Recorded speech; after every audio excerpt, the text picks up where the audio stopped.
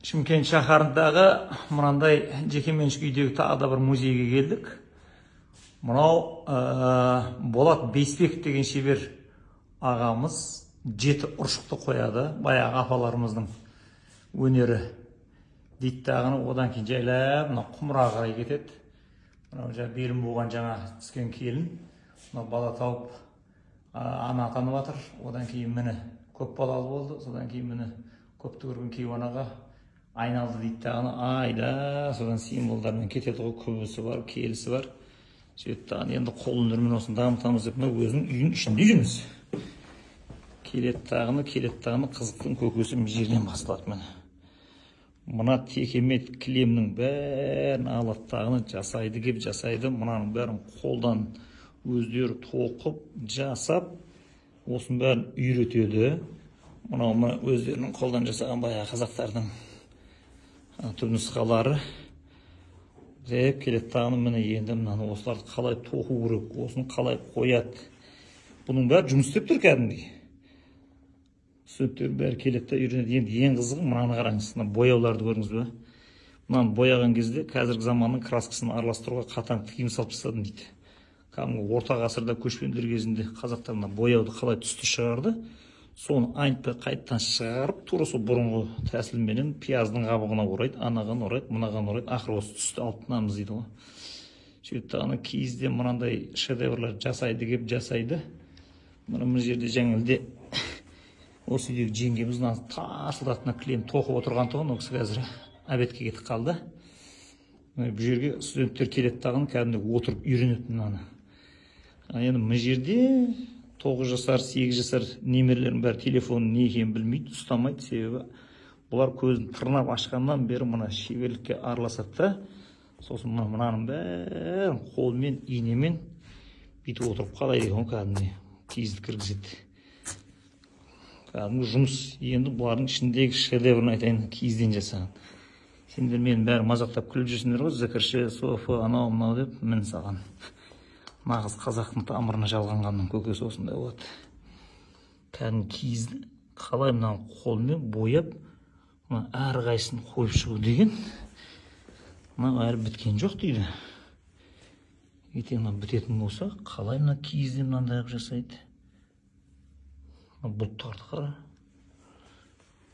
Сонымен бұл мына шапандарды, мына түйен терісін көрдің ғой, мына ұршықпен кәдімгі иіретті. Одан жіпті пайда болған. Алатта мына шапан. Мына шапан 450 мың ба, құдай 470 мың ба, сондай тұрады. Мына осы қыздардық сәл арзандау, 200-дің ар жақ бер жағында. Одан кейін ши тоқу шығады. Міне, шидің бәрін Алматы облысынан алып келеміз дейді. Сосын Шымкентке келгеннен кейін, Шымкентте мынандай шедеврге айналады екен. Сосын бұнымен бітпейді екен енді. Мынандай бөлмеден бірақ шығады екен. Сонда бұлардың жататын төсектерінің өзі мынандай киізден жасалған шедеврлар, мынандай төсек, мынандай ою өрнек, мынандай шашақ, Құдайдың құтты күні көзін ашса да жұмса да осы қол өнерді көреді. Одан шығады дағыны мына жерге келеді. Бұл жерде енді француздың өнері гобелен кетеді, мынаны отырып тоқып үйренеді. Бұл жерде мен тағы да алдарыңыздан Түркістан шықты. Әзірет Сұлтанның, сосын бұл жердегі бренд жасайтын темірден құятын қалыптары. Бұл жерде бірақ шығасын, бұл жерде енді былғарының әңгімесі басталады.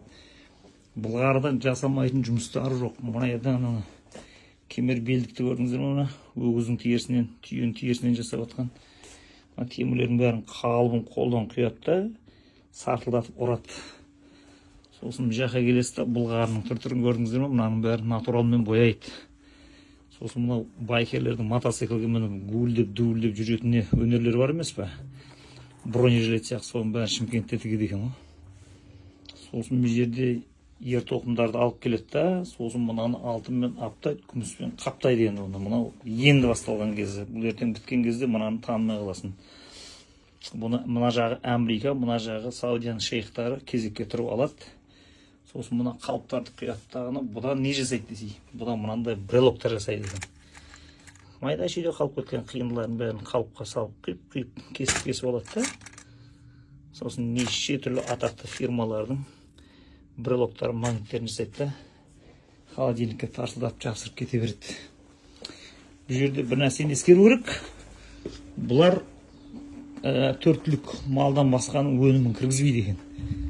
Сөйтеді, мына киіз үйді қолдан жасап, кішкентай балдар кіріп шығуға ыңғайлы қылып есептеп, 9-10 жасар балдарға мынаны кішірейтеді. Сөйтеді, мына шиден жасай ма? Сөйтеді, киіз үйдің ішіне кіріп кетпейсің ба? Кіріп кетсе, мына 8-9 жасар балдарға арнап ер тоқым жасап, мына кереге, уық, шаңырақ бәрі 9-10 жасар балдар мынаның ішінде үлкен адам сияқты отыратын есептелген. Күбілеріне шейін есептеп тастаған. Соның бәрін кәдімгі размерлерін алып, соған жасайды. Сосын бұл жерде мынандай құмырсқаларды көрдің бе? Мына құмырсқаларды. Талдың түбінде. Мына жерде тағы да бар. Құмырсқалар жүретін бұл жерде. Сосын бұдан алмұрт өсіп шыға ма? Мынадан алма өсіп шыға ма? Ол алманы сығатын сок жасайды. Сосын ол келеді да, мына жерге енді керамикаға ауысады. Бұл жерде 8-9-10 жасар немерелердің бәрі азаннан кешке дейін тікесінен тік тұрады да, киіз үй жасайды. Оны қақпағы ашылады. Бұл кәдімгі үлкен су үйеңе айналып, бүкіл әлем шулату керек қой, қысқасы арманы. Енді мына сырмақтардың тұс киіздерін қарасайшы сен. Ой-ой, мына жерде жаңында бір қыз жап-жас студент қыздар ұршық үйреп отқан тізіліп отырып, мына ұршықты баяғы біздің апаларымыз сияқты шырайландырып отыр. Біреулерім жерде мынандай шашақ тоқып отыр. Ол сонда 17-18 жасар қыздар осының бәрін істеп отырған. Мынандай коробкаға салады да, бірінші сайттағыны мынаны сатады әкесін танытып. Осыны кішкентай қыздар істеп отыр, студенттер. Мынаның ішін ашпай қояйық, аппақ киіз жатыр, бұның астында бұдан шарф жасайды екен, современный. Оны енді тек жаңағыдай Британияның патшайымдары ғана мойнына тағатын. Бағасын төлей алмайды шарф. Бұл жерде құдай самасын керамикадан бастап, енді мына картиналар кетеді. Бұл картиналар кетіп, айналып. Ол неше түрлі мүсіндерге айналып келеді. Мынандай символдарға. Мына киіз үйдің үстінде тұрған бала, мынау баяғы күлтегіннің кезіндегі тасбақаға қонған түркінің көсем дері, мына төрт түлік мал, мына қой, мынаны қара мынаны.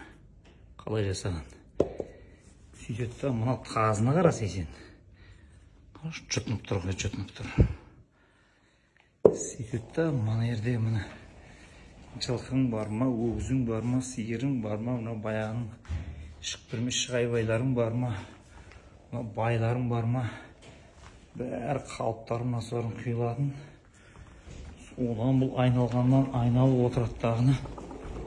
Мынады жаңа киізден жасаған шедеврларынан тап-таза киіз. Содан сіз мына жерге келесіз де, мына енді мынандай қолөнер шеберлері кетеді. Мынаның бәрін өздері жасайды. Жасай береді, мына өзінің қыздарын салған суреттері. Келеді тағына Алтын Орда дәуірінің бір ақшағасына жүреді. Алтын Орда деп аталады екен, төбесін әдейі алтынмен бояп шыққан мұның бәрін. 30-40 килограмм алтын сатып алған деп ойлап қоямыз енді өзіміз. Сосын жерге келеді. Сосын болашақта мынандай қалаға айналады шеберлердің. Ол мынандай 5 этажына құдай самасын киіз үйге айналады. Бұл киіз үйдің аласындағы қақпағын ашып қойсаң, ол лауаған айналады.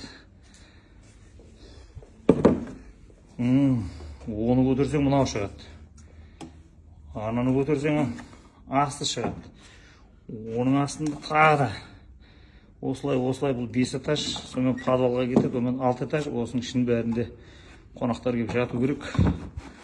Оның макеті мынандай болады да. Сосын бұл Қазақстанның бір жерінде үлкен ғимарат болып жарқырап жайнап тұру керек. Сосын бұлай кетіп, мынау кілемдердің бәрін қазір қайтадан қалпына келтіріп өздері тоқып жатыр ма бала шағасымен. Бұл жерде енді міне ботатойлақ бау шаруағымен бұл кісінің өзі, әйелі, келіні, ұлы, 5 қызы, немерелері 9, бәрі азаннан кешке дейін осыны жасаумен айналысады. Басқа жұмыстар жоқ бұл кісілер. Міне апаларын сағынсаңдар, міне апалардың естеріңе сақ қояйын. мына киізден жасаған. Міне апаң сен күні кеше 80-90 жылдар сен қасына отырысып қойып, ұршық еріп отырып, киіз басып, ертек айтып беретін апаң бар ма? Сағынып жылап жүрген, міне. Бәрі ешкінің құйрықтарына жалбыратып іліп қойған. Сол апаң сағынсаң осы жерге келесің. Сосын ол мынандай болады да. Мынандаймен айналып келеді да. Мына киізді қарасаңдаршы сен мына шедеврді. Мына қалай жасаған, әлі бітпеген шикі күйіндегі дейді. Мынау біткенін қара дейді. Бұл не десем, киізді аяққа баспайтын қылып, киел алып шығару үшін қазақтың киелі символдарын бәрін алып киізге ұрып қабырға келіп тастадым дейді. Мына қараны. Тазаларына шейін кетіп бара жатқан киізбен қалай түсіреді ана. Әзірет Сұлтан мынау кәдімгі жібек жолы сән салтанатымен дүріріп кетіп барадыр. Мына қара. Сосын мынау жаңағы айтқан шапандар өте қымбат. Сосын мынау құрақ өнерін оны модерн темаға келтіріп, мынау тон алып атқан қазақтар дейді. Мұнаның бәрі кредитке кіріп кеткен қазақтар дейді ең астындағы. Ал олардың бәрін тонап жатқан жаңағы 160 олигархтарының жаңағы яхтада жатқан сәті бұл дейді.